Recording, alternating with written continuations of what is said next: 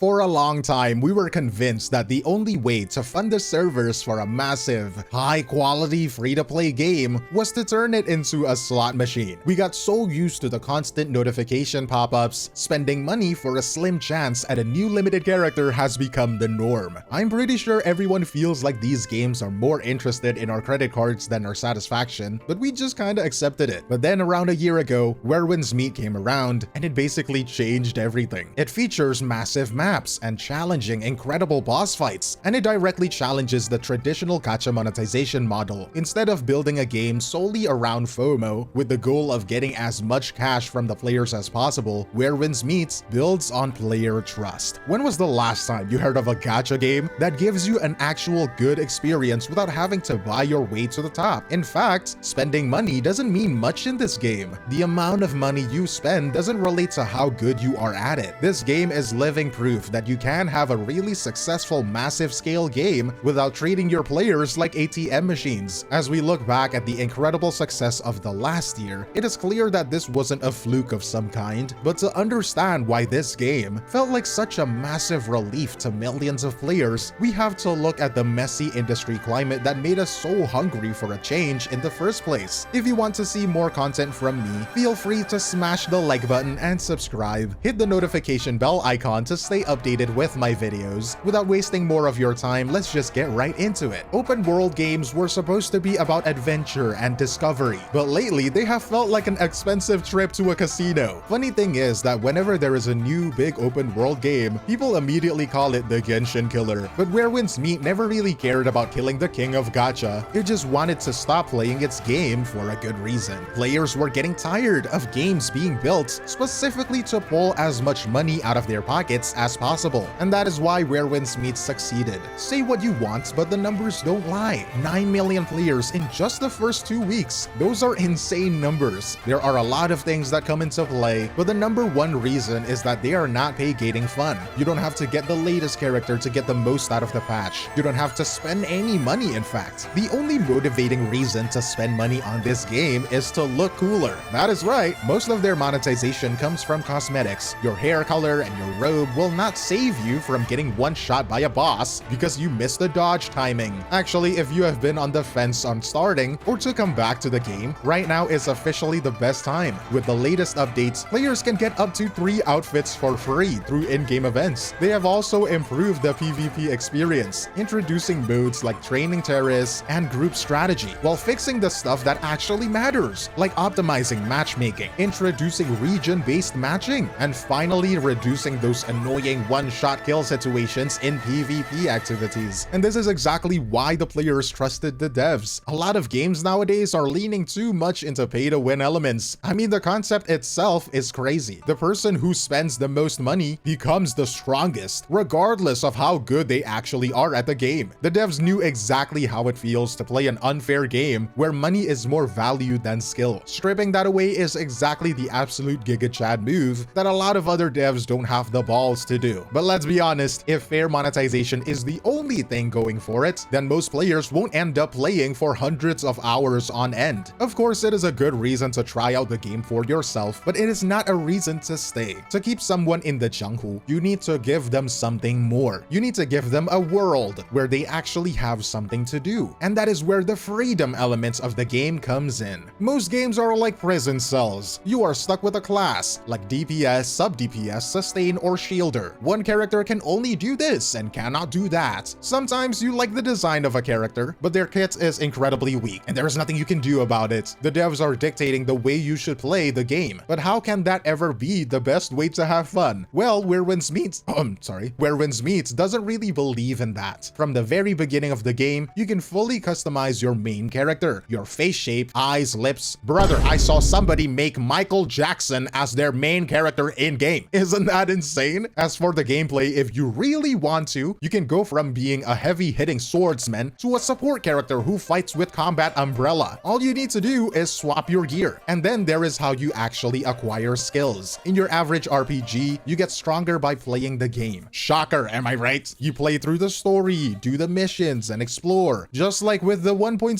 updates, the story is actually returning to the protagonist, finally revealing the truth behind their past. This all happening in Chinchuan, which will will be the final chapter of the 𝗖cie region. You don't even need to finish the Jade Gates Pass or Liangzhou maps. Once you hit the level requirements, you can jump straight into Chinchuan. You can also join a sect, we will talk about that later, which is basically a guild you join to meet and play with other people. The way Werewinds Meet is different though, is that it offers other relatively unfair ways to get skills. You can use stealth to sneak into a rival sect's base and watch their master practice from the rafters. And then you can play a rhythm-based copycat game to learn their moves. It makes the acquisition feel like an actual heist. You are not supposed to have this power, yet you end up just as strong as the people learning it formally. And that is how deep the role-playing goes. Even just moving around the world feels different because the environment is a reactive canvas. The world reacts to your martial arts moves, and that includes the physics. You can use a move like the lion's roar to literally scare off a bear or to manipulate water. You have wind stride, which lets you run across the surface of a lake or jump between the tops of bamboo trees. They have even added new mystic skills that lean into this freedom. You can literally transform into the wind to move across the map, or restore color to faded animals who will then guide you to hidden treasure. It uses your inner ways to turn the world into an actual playground, rather than just more flat, boring open world slop that you're just walking across. And because the world is so reactive, every boss feels like a unique puzzle. Something like tree-phase lions, musicians who fight with additional instruments, and underwater creatures that completely change the flow of combat. But having all this freedom to do whatever you want and wherever you like creates a bit of a problem. If there are really no limits, then your choices might not have any weights. And to fix that, the game introduces some social rules. It sounds rigid, like a challenge to the freedom this game is all about, but the way the game handles it is actually pretty interesting. Joining a guild can give you a stat boost, but that alone could be quite overpowered and boring. So in Werewinds Meet, it is like putting yourself in a binding vow in Jujutsu Kaisen. In this context, you are putting yourself under a pact with exchange for more power. This happens through precepts, the conditions and rules you have to follow. For example, if you join the Silver Needle sect to be a healer, you have to follow one life, one price rule. I understand you might be nice and good-hearted, but the sect requires you to ask for payments every time you heal someone. Comply, or the game gets mad at you. It is not just asking you to play a role, it is forcing you to live with the morality of that role. It is part of why the roleplay is so good and immersive. But let's say you're a naughty boy. If you get caught helping someone you shouldn't, or maybe you hoard too much money in a sect that values being poor, you trigger something called a severance trial. This is basically you getting kicked out of your sect, but worse, because here, your former friends become bounty hunters, and you go from being an ally to a target. Your choices have actual consequences here, with the sole exception of Gojo Satoru. Another thing that is interesting to me is that the game doesn't really care if you like the NPCs, while other games want you to fall in love with the waifu or a husbando they made specifically for you to spend money on. This game focuses on your relationships with actual, real human beings. But yeah, the marriage and sworn brotherhood systems are actually strictly player to player. When that happens, you can share a wardrobe, you get money buffs, and you can actually build a reputation with people who can talk back to you. This is kind of revolutionary, and it might save the gamer space, you know what I'm saying? Maybe I could start e-dating here. But let's be for real, right? Most open world nowadays are just glorified to-do list. Most of the time, the game treats you like an office worker doing overtime. In Werewinds Meet though, they are doing something else because the world is built in layers. This is the most evident in the new Chinchuan map. It is one map, but it offers 4 seasons that change with time, creating endless experiences. Spring is filled with fields of flowers where you can ride sheep. Autumn lets you hide as a scarecrow, and winter lets you skate across frozen rivers to break the ice for treasure. But summer is the real standout. The landscape turns into this vast open grassland that looks exactly like the classic Windows wallpaper. I know you might think I'm joking when I say that, but seriously, take a look for yourself. Riding on horseback through all of that feels insane. Instead of scattering tiny boring tasks everywhere, everything builds towards sanctums, a massive area like legendary temple or a hidden palace that defines the identity of the whole province. It prevents the map from feeling like it was just filled with empty spaces to make the world look bigger than it actually is. In Werewinds Meet, monsters and bosses actually scale with your character level. This ensures that the world remains a challenge no matter how much you progress. It keeps the gameplay engaging and prevents the earlier areas from becoming trivial as you grow stronger. This commitment to vibe and aesthetics continues in the Chinchuan section with some of the newer boss fights. Take the Veiled Lady for example. She is a fast-paced specialist who tests your reaction speed, but she is designed with a violent aesthetic approach, mixing elegant classical beauty with a massive brutal great blade. And then there is the Lunar Eidolon, a boss shaped by the broken families of the war and the protagonist's painful past. The entire fight uses a traditional Chinese ink wash style, and in the third phase, it actually transforms into the player, forcing you to fight a broken version of yourself. Isn't that crazy? Even the puzzles are tied into your mystic arts, which are your special internal powers. Instead of just finding a key for a locked door, you might use your internal force, your character's spiritual energy, to move a massive boulder or manipulate a river. It mixes your combat skills with how you interact with the world. At the end of the day, Where Winds Meet isn't exactly a game about how well you can swing a sword or how many enemies you can kill. It is about defining a legacy. The game is trying to prove that a good open world needs a perfect mix between you doing whatever you want and you actually belonging to a society that reacts to you. The game works because it realizes that for a world to feel alive, it needs all of these traits. It needs the healers who follow the rules, the thieves who steal skills from the rafters, and the scholars who would rather win a debate than a fist fight. In a market that is mostly fast food gaming, hitting the happy chemical in your brain before asking for your credit card, Where Winds Meet is a sit-down meal. It asks you to slow down, follow some weird rules, and accept that your choices have weight. But as we look toward the rest of the 2026 roadmap with the Ghost Market expansion and the promise of better optimization, we can only hope that this game will continue to be absolute cinema. But that is all from me, 𝗖𝗍𝗆𝗆, and I will see you in the next one. Cheers!